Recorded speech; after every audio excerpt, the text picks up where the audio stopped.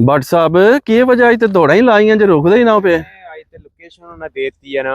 ओए होए कर दे हो लोकेशन लभ गई है सरकार। लोकेशन देती ने ओए होए होए मित्रों संगियो ताई ते पैदल आए हैं। ਇਹ ਭੱਟ ਸਾਹਿਬ ਦੀ ਗੱਲ ਬਿਲਕੁਲ ਸਹੀ ਜੇ। ਅੱਜ ਜਿਸ ਜਗ੍ਹਾ ਤੇ ਅਸੀਂ ਉੱਪਰ ਖਲੋਤੇ ਹਾਂ, ਜਿਸ ਸੁਸਾਇਟੀ ਦੇ ਉੱਪਰ ਅਸੀਂ ਮੌਜੂਦ ਹਾਂ ਇਸ ਟਾਈਮ, ਸਰਕਾਰ ਜਿੱਥੇ ਅਸਾਂ ਪਲਾਟ ਲੈਣ ਮਾਸ਼ਾਅੱਲਾ ਜਿਹੜੇ ਅਸੀਂ 3 ਸਾਲ ਤਕਰੀਬਨ ਹੋਣੇ ਨੂੰ ਆਏ ਨੇ ਤੇ ਅਸੀਂ ਜਨਾਬ ਲੱਗੇ ਹਾਂ ਕਿ ਵੀ ਸਾਨੂੰ ਦੇ ਦੇਵਣ ਕਿ ਕਹਿੰਦੇ ਨੇ ਲੋਕੇਸ਼ਨ ਦੇ ਦੇਵਣ।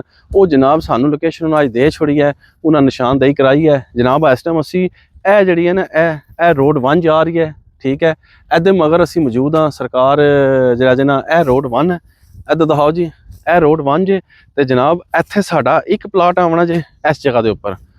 ਤੇ ਜਨਾਬ ਇੱਥੇ ਸਾਡਾ ਇੱਕ ਪਲਾਟ ਹੈ ਤੇ ਦੂਆ ਪਲਾਟ ਹੈ ਤੇ ਭੱਟ ਸਾਹਿਬ ਦਿਖਾਓ ਦੂਆ ਐਸੇ ਰੋਡ ਦੇ ਉੱਪਰ ਬਿਲਕੁਲ ਸਾਹਮਣੇ ਇਸ ਜਗ੍ਹਾ ਦੇ ਉੱਪਰ। ਇਹ ਜਿੱਥੇ ਪਹਾੜੀਆਂ ਨਾ ਇਹ ਬਸ ਵਾਦਨ ਕੱਟਣ ਜਾਣੀਆਂ ਬਸ ਥੋੜੇ ਦਿਨਾਂ ਤੱਕ। ਤੇ ਇੱਕ ਪਲਾਟ ਕਿਉਂਕਿ ਉਹ ਜਗ੍ਹਾ ਸਾਡੀ ਤਿਆਰ ਹੈ, ਇਹ ਜਗ੍ਹਾ ਸਾਡਾ ਦੂਆ ਪਲਾਟ ਆ ਜਾਣਾ ਇਸ ਜਗ੍ਹਾ ਦੇ ਉੱਪਰ। ਤੇ ਮਾਸ਼ਾਅੱਲਾ ਅੱਜ ਅਸੀਂ ਬੜੇ ਹੈਪੀ ਹਾਂ ਕਿ ਸਾਨੂੰ ਸੁਸਾਇਟੀ ਵਾਲੇ ਨੇ ਬਾਬਾ ਜੀ ਸਾਨੂੰ ਲੋਕੇਸ਼ਨ ਦੱਸੀ ਹੈ, ਸਾਨੂੰ ਨਿਸ਼ਾਨਦੇਹੀ ਕਰਵਾਈ ਹੈ। ਹਾਂਜੀ ਇੱਧਰ ਵੀ ਤੱਕੋ ਰੋਡ, ਇਹ ਚੌਕ ਹੈ, ਇਹ